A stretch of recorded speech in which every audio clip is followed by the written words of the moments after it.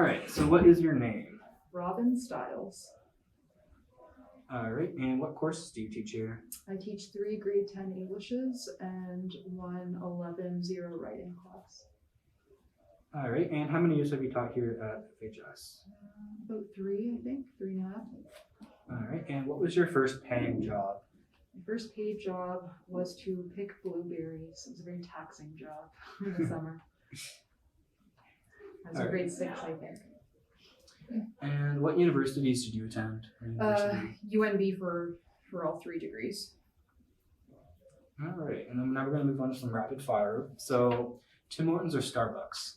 Tim Hortons. Early or late?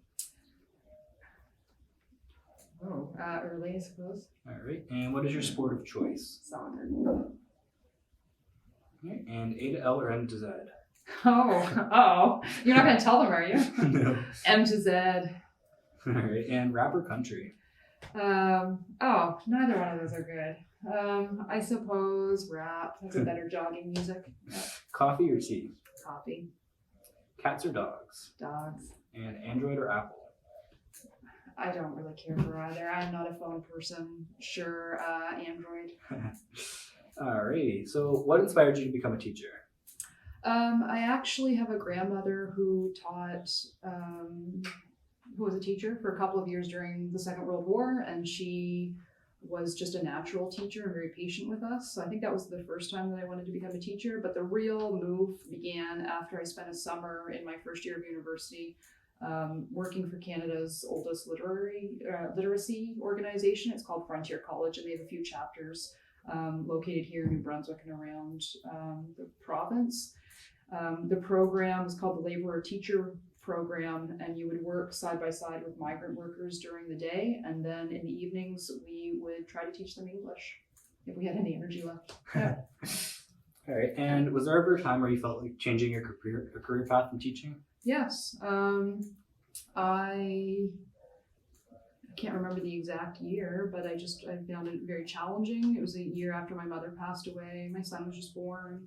I wasn't enjoying the teachables that I was teaching. Everyone always says you teach the students and not the teachables, but I don't know if I always agree with that. I love teaching English and I love short stories, and I found it a really challenging year. Yeah. All right, and what are some of your hobbies? I have lots of hobbies. One, reading. You have to read as a teacher. And I started to pick up the violin again not too long ago, so I'm enjoying playing that in the evenings. I don't think my family enjoys it that much. It's a little scratchy.